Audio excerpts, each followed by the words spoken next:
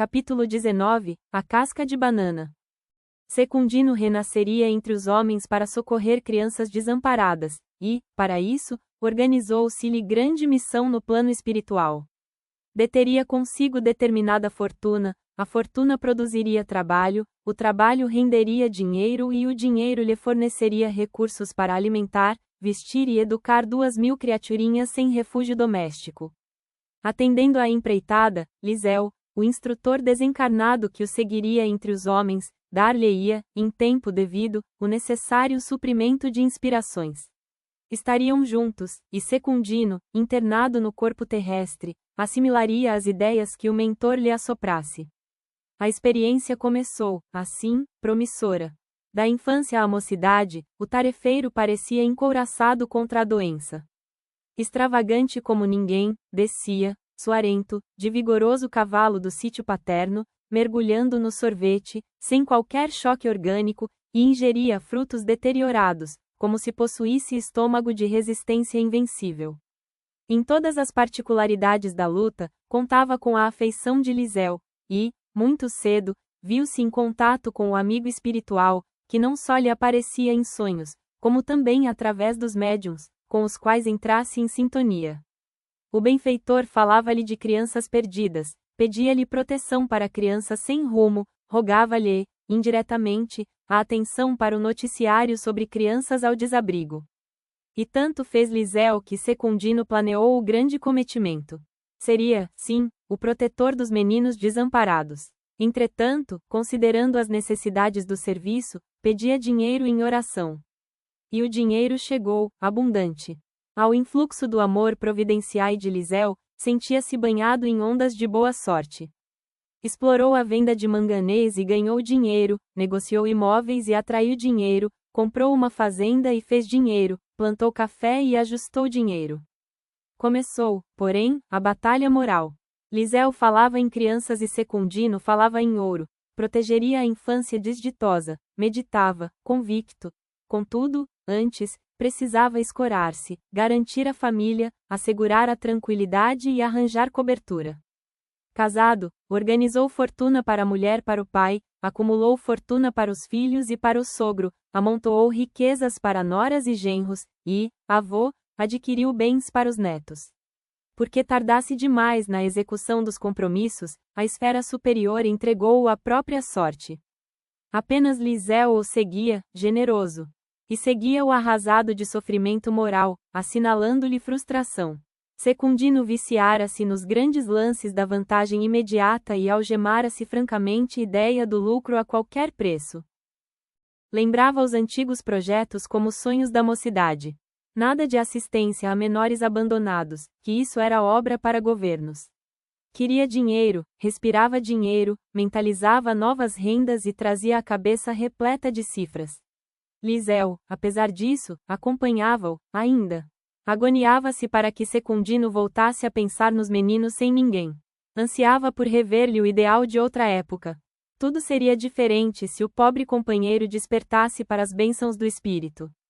Aconteceu, no entanto, o inesperado. Ao descer de luzido automóvel para estudar o monopólio do leite, Secundino não percebe pequena casca de banana estendida no chão. Liseu assinala o perigo, mas suplica em vão o auxílio de outros amigos espirituais. O negociante endinheirado pisa em cheio no improvisado patim, perdendo o equilíbrio em queda redonda. Fratura-se a cabeça do fêmur e surge a internação no hospital. Contudo, o coração cansado não corresponde aos imperativos do tratamento. Aparece a cardiopatia, a flebite, a trombose e, por fim, a uremia. No leito luxuoso, o missionário frustrado pensa agora nas criancinhas enjeitadas, experimentando o enternecimento do princípio. Chora, quer viver mais tempo na terra para realizar o grande plano. Apeia para Deus e para Liseu, nas raias da morte. Seu instrutor, ao notar-lhe o sentimento puro, chora também, tomado de alegria. No entanto, emocionado consegue dizer-lhe apenas, meu amigo, agradeçamos ao Senhor e à casca de banana a felicidade do reequilíbrio. Seu ideal voltou intacto, mas agora é tarde. Esperemos que o berço lhe seja propício. Capítulo 20, TBC, turma da boa conversa. Na condição de espírito, encantamo-nos com certo grupinho de companheiros encarnados que, frequentemente, se reuniam discutindo elevados assuntos do espiritismo. Leandro, Jonas e Samuel pareciam-nos 3 apóstolos da grande causa. No decurso de 50 meses, encontrei-os, semanalmente, em agradável, tete a tete, anotando problemas da humanidade. Eram apontamentos valiosos à margem do Evangelho, recordações sublimes sobre o Cristo, observações sensatas acerca dos sensitivos que visitavam, altas questões sociais, notícias da mediunidade a repontar-lhes do ambiente doméstico, e impressões próprias de contato com os espíritos, através dos sonhos que narravam, felizes. Tanta simpatia inspiravam-me os 3, que não vacilei apontá-los ao meu amigo Cantídio dos Santos, denodado mensageiro da luz entre a nossa pobre moradia, de companheiros dos homens encarnados, e a esfera superior. Não seria justo aproveitar a quem se evidenciava na posse de tanto conhecimento? Quem poderia prever a extensão da seara preciosa, capaz de surgir de semelhante conjunto? Cantídio ouviu-me, atencioso, e prometeu providências. Foi assim que conseguiu situar os 3 amigos, certa noite, num templo espírita, e, no momento aprazado, compareceu com Lismundo, respeitável orientador que vinha testar-lhes a decisão. Senhoreando a engrenagem mediúnica, o emissário, com grave fisionomia temperada por larga dose de entendimento, começou a mensagem que encomendáramos, explanando sobre a magnitude do serviço espírita, que claramente classificou como sendo um privilégio que o Senhor concede às criaturas amadurecidas na ideia do bem. Logo após, entrou diretamente no objetivo, convidando os circunstantes à atividade. Por que não abraçarem compromissos edificantes no cristianismo renascente? Acaso, não se sentiam prestigiados pela verdade? Jonas, Samuel e Leandro discorreram, brilhantemente, quanto às próprias convicções. Porque o instrutor lhes estimulasse a exposição dos pontos de vista, falaram longamente das leituras que haviam efetuado. Exaltaram os princípios de Allan Kardec, louvaram as páginas de Denis, desfiaram as pesquisas de Crookes e Aksakoff e analisaram as conclusões de Bozano e Gelley com notável mestria. Ao cabo de 2 horas inteiras, em que se derramaram, contentes, no verbo luminoso e estuante, Lismundo lembrou, paciente, o impositivo do trabalho que lhes carreasse os tesouros na direção do próximo. Era preciso rearticular corações doentes e levantar almas caídas. O benfeitor atacou a nova argumentação, salientando a oportunidade de um agrupamento destinado à sementeira da luz. Uma casa de instrução e consolo, em que os necessitados de orientação e esperança encontrassem apoio moral. Um instituto em que a ideia espírita, através do livro nobre, distribuído com largueza de sentimento, pudesse esparzir renovação e conforto. Os ouvintes, contudo, qual se fossem surpreendidos por ducha inesperada, entreolharam-se, transidos de susto. Leandro acusou-se pejado de provações, Samuel declarou-se esmagado por lutas da parentela, e Jonas afirmou-se incapaz de responsabilidades maiores. E enquanto se tornavam monossilábicos e arredios, o embaixador prestimoso indicou vários setores de movimentação apostólica. Santuários espíritas de evangelização, devotamento mediúnico desse ou daquele teor, escolas diversas, hospitais, recolhimentos, creches, berçários e campanhas de benemerência foram alinhados pelo instrutor, durante mais de 60 minutos consagrados à advertência e à ternura fraterna. O trio, no entanto, mostrou-se irredutível.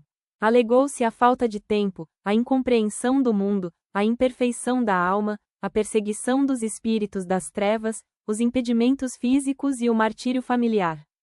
Quando os convites minuciosos e reiterados podiam ser tomados à conta de imprudência, Lismundo despediu-se.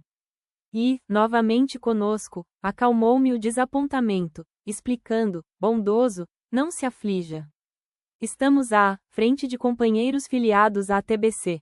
A experiência, contudo, é a mestra de todos. Voltaremos, assim, mais tarde. Dito isso, regressou à sua residência na vida maior.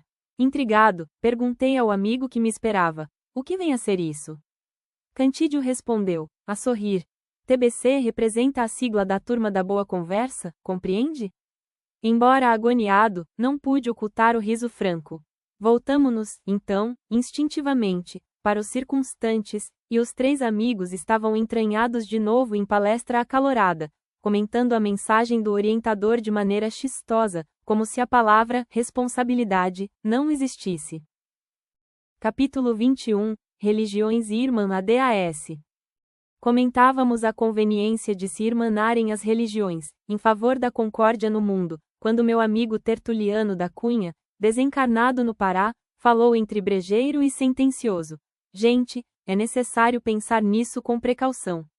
Ideia religiosa é degrau da verdade e o discernimento varia de cabeça para cabeça. Exaltam vocês a excelência de larga iniciativa, em que os múltiplos templos sejam convocados à integração num plano único de atividade. Entretanto, não será muito cedo para semelhante cometimento. Porque a pergunta vagueasse no ar, o experiente sertanista piscou os olhos, sorriu malicioso e aduziu: isso me faz lembrar curiosa fábula que me foi relatada por velho índio, numa de minhas excursões no Xingu. E contou: reza uma lenda amazônica que, certa feita, a onça, muito bem posta, surgiu na selva, imensamente transformada. Ela, que estimava a astúcia e a violência, nas correrias contra animais indefesos, escondia as garras tintas de sangue e dizia acalentar o propósito de reunir todos os bichos no caminho da paz. Declarava haver entendida, enfim, que Deus é o Pai de todas as criaturas e que seria aconselhável que todas o adorassem num só verbo de amor. Confessava os próprios erros, reconhecia haver abusado da inteligência e da força. Despertara o terror e a desconfiança de todos os companheiros, quando era seu justo desejo granjar-lhes a simpatia e a veneração. Convertera-se, porém, a princípios mais elevados. Queria reverenciar o Supremo Senhor, que acendera o sol, distribuíra a água e criara o arvoredo, animada de intenções diferentes. Para isso, convidava os irmãos à unidade. Poderiam, agora, viver todos em perpétua harmonia, porquanto, arrependida dos crimes que cometera, aspirava somente a prestigiar a fé única. Renunciaria ao programa de guerra e dominação. Não mais perseguiria ou injuriaria a quem quer que fosse. Pretendia simplesmente estabelecer na floresta uma nova ordem, que a todos levasse a se prosternarem perante Deus, honrando a fraternidade. Solenizando o acontecimento, congraçar-se-ia a família do Labirinto Verde era grande furna, para manifestações de louvor à providência divina. Macacos e cervos, lebres e pacas, tucanos e garças, patos e rãs, que oravam, em liberdade, a seu modo, escutaram o nobre apelo, mas duvidaram da sinceridade de tão alto discurso. Todavia, apareceram serpentes e raposas, aranhas e abutres, amigos incondicionais do ardiloso Felídio, aderindo-lhe ao brilhante projeto. E tamanhos foram os argumentos, que a bicharada mais humilde se comoveu, assentando, por fim, que era justo aceitar-se a proposta feita em nome do Pai Altíssimo. Marcado o dia para a importante assembleia, todos se dirigiram para a louca escolhida, repentinamente transfigurada em santuário de flores. Quando a cerimônia ia a meio caminho, com as raposas servindo de locutoras para entreter os ouvintes, as serpentes deitaram silvos estranhas sobre os crentes pacatos, as aranhas teceram escura teia nos orifícios do antro, embaçando o ambiente, os abutres entupiram a porta de saída, e a onça, cruel, avançou sobre as presas desprevenidas, transformando a reunião em pavoroso repasto. E os bichos que sobraram foram escravizados na sombra, para banquete oportuno. Nosso amigo fez longa pausa e ajuntou: a união de todos os credos é meta divina para o divino futuro, mas, por enquanto, a Terra ainda está fascinada pelo critério da maioria. Como vemos, é possível trabalhar pela conciliação doa religiosos de todas as procedências. No entanto, segundo anotamos, será preciso enfrentar a onça e os amigos da onça. Onde o melhor caminho para a melhor solução? Sorrimos todos, desapontados, mas não houve quisesse continuar o exame do assunto, após a palavra do engraxado e judicioso comentarista. Capítulo 22 Pureza em branco. Quando Anésio Fraga deixou o corpo físico, ele, que fora sempre considerado puro entre os homens, atingiu a fronteira do mundo espiritual à semelhança de um lírio, tal a brancura de sua bela vestimenta. Pretendia viver nas esferas superiores, respirar o clima dos anjos, alçar-se às estrelas e comungar a presença do Cristo, explicou ao agente espiritual que atendia ao policiamento da passagem para os excelsos planos da espiritualidade. O zeloso funcionário, contudo, embora demonstrasse profundo respeito para com a sua apresentação, submeteu-o a longo teste, findo o qual, não obstante desapontado, explicou que lhe não seria possível avançar. Faltavam-lhe requisitos para maior ascensão. Eu, gaguejou Anésio, aflito, como pode ser isso? Fui na terra um homem que observou todas as regras do santo caminho. Apesar de tudo, falou o fiscal, reticencioso. Não me conformo, reclamou o candidato à glória divina. E sacando do bolso uma lista, exclamou agastado, pensando na hipótese de alguma desconsideração, resumi em 10 itens o meu procedimento irrepreensível no mundo. E leu para o benfeitor calmo e atento. Respeitei todas as religiões, cultivei o dom da prece, acreditei no poder da caridade, nunca aborreci os meus semelhantes, confiei sempre no melhor, calei toda palavra ofensiva ou desrespeitosa, calculei todos os meus passos, jamais procurei os defeitos do próximo, evitei o contato com todas as pessoas viciadas, vivi em minha casa preocupado em não ser percalço na estrada alheia. O mordomo da grande porta, no entanto, sorriu e comentou: Fraga, você leu as afirmações, esquecendo as demonstrações. Como assim? O amigo paciente apanhou uma ficha e esclareceu que o plano espiritual possuía também apontamentos para confronto e solicitou-lhe a releitura da lista. Principiou Anésio: respeitei todas as religiões. E o examinador acentuou, conferindo as anotações, mas não serviu a nenhuma. Cultivei o dom da prece, somente em seu próprio favor. Acreditei no poder da caridade. Todavia, não a praticou. Nunca aborreci os meus semelhantes. Entretanto, não auxiliou a quem quer que fosse. Confiei sempre no melhor, mas apenas em seu benefício. Calei toda palavra ofensiva ou desrespeitosa.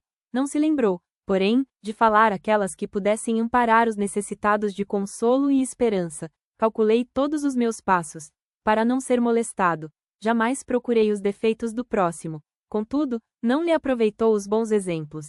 Evitei o contato com todas as pessoas viciadas. Atendendo ao comodismo, vivi em minha casa preocupado em não ser percalço na estrada alheia, simplesmente para não ser chamado a tarefas de auxílio.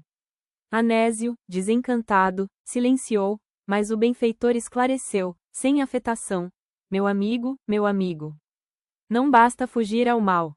É preciso fazer o bem. Você movimenta-se em branco, veste-se em branco, calça em branco e brilha em branco, mas a sua existência na terra passou igualmente em branco. Volte e viva. Angustiado, Anésio perdeu o próprio equilíbrio e rolou da altura na direção da terra.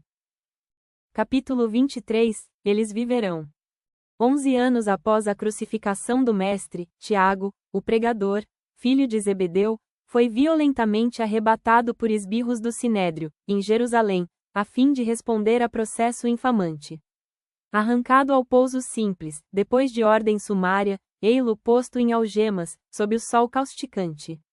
Avançando ao pé do grande templo, na mesma praga enorme em que Estevão achara o extremo sacrifício, imensa multidão entrava-lhe a jornada.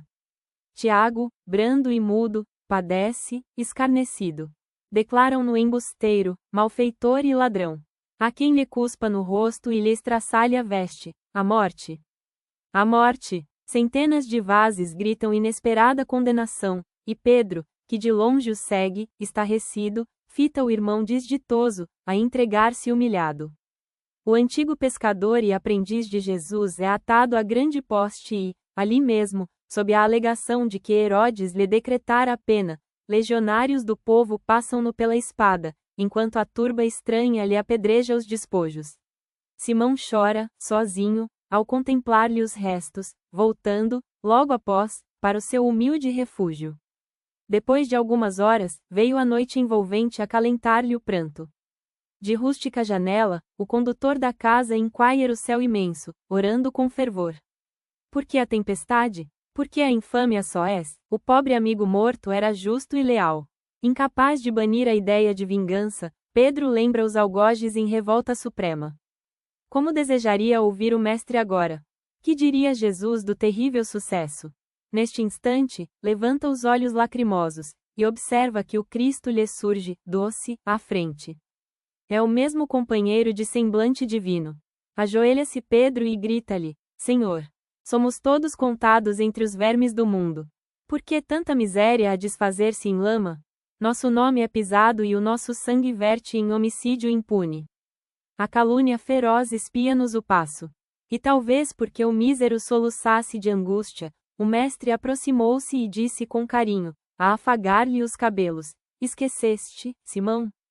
Quem quiser vir a mim carregue a própria cruz. Senhor, retrucou, em lágrimas, o apóstolo abatido, não renego o madeiro, mas clamo contra os maus.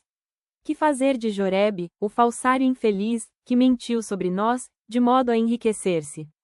Que castigo terá esse inimigo atroz da verdade divina? E Jesus respondeu, sereno, como outrora, jamais há maldições. Jorebe vai viver. E Amenabe, Senhor? Que punição há dele, se armou escuro laço, tramando-nos a perda? Esqueçam-o-la em prece, porque o pobre Amenabe vai viver igualmente. E Joaquibe Ben-Mede, não foi ele, talvez, o inspirador do crime? O carrasco sem fé que a todos atraiçoa? Com que horrenda aflição pagará seus delitos? Foge de condenar, Joaquim vai viver. E Amós, o falso Amós, que ganhou por vender-nos. Ouvidemos Amós, porque Amós vai viver. E Herodes, o rei vil, que nos condena à morte, fingindo ignorar que servimos a Deus. Mas Jesus, sem turvar os olhos generosos, explicou simplesmente, repito-te, outra vez, que quem fere, ante a lei será também ferido. A quem pratica o mal, chega o horror do remorso. E o remorso voraz possui bastante fel para amargar a vida. Nunca te vingues, Pedro, porque os maus viverão e basta-lhes viver para se alçarem à dor da sentença cruel que lavram contra eles mesmos. Simão baixou a face banhada de pranto, mas ergueu-a em seguida, para nova indagação. O Senhor, entretanto, já não mais ali estava. Na laje do chão só havia o silêncio que o luar renascente adornava de luz. Capítulo 24, O anjo, o santo e o pecador. O pecador escutava a orientação de um santo, que vivia, genuflexo, à porta de templo antigo, quando, junto aos dois, um anjo surgiu na forma de homem, travando-se breve conversação entre eles. O anjo, amigos, Deus seja louvado. O santo, louvado seja Deus. O pecador, louvado seja. O anjo, dirigindo-se ao santo, vejo que permaneceis em oração e animo-me a solicitar-vos apoio fraternal. O santo, espero o Altíssimo em adoração, dia e noite. O anjo, em nome dele, rogo o socorro de alguém para uma criança que agoniza num lupanar. O santo, não posso abeirar-me de lugares impuros. O pecador, sou um pobre penitente e posso ajudar-vos, Senhor. O anjo, igualmente, agora, desencarnou infortunado homicida, entre as paredes do cárcere. Quem me emprestará mãos amigas para dar-lhe sepulcro? O santo, tem horror aos criminosos. O pecador, Senhor, disponde de mim. O anjo, infeliz mulher embriagou-se num bar próximo. Precisamos removê-la, antes que a morte prematura lhe arrebate o tesouro da existência. O santo, altos princípios não me permitem respirar no clima das prostitutas. O pecador, dai vossas ordens, Senhor. O anjo, não longe daqui, triste menina, abandonada pelo companheiro a quem se confiou, pretende afogar-se. É imperioso lhe estenda alguém braços fortes para que se recupere, salvando-se-lhe também o pequenino em vias de nascer. O santo, não me compete buscar os delinquentes senão para corrigi-los. O pecador, determinai, Senhor, como devo fazer. O anjo, um irmão nosso, viciado no furto, planeja assaltar, na presente semana, o lar de viúva indefesa. Necessitamos do concurso de quem o dissuada de semelhante propósito, aconselhando-o com amor. O santo, como descer ao nível de um ladrão? O pecador, ensinai-me como devo falar com ele. Sem vacilar, o anjo tomou o braço do pecador prestativo e ambos se afastaram, deixando o santo em meditação, chumbado ao solo. Enovelaram-se anos e anos na roca do tempo, que tudo alterara. O átrio mostrava-se diferente. O santuário perdera o aspecto primitivo e a morte despojara o santo de seu corpo macerado por silício e jeum, mas o crente imaculado aí se mantinha em espírito, na postura de reverência. Certo dia, sensibilizando mais intensamente as antenas da prece, viu que alguém descia da altura, a estender-lhe o coração em brando sorriso. O santo reconheceu-o. Era o pecador, nimbado de luz. Que fizeste para adquirir tanta glória? Perguntou-lhe, assombrado. O ressurgido, afagando-lhe a cabeça, afirmou simplesmente: caminhei.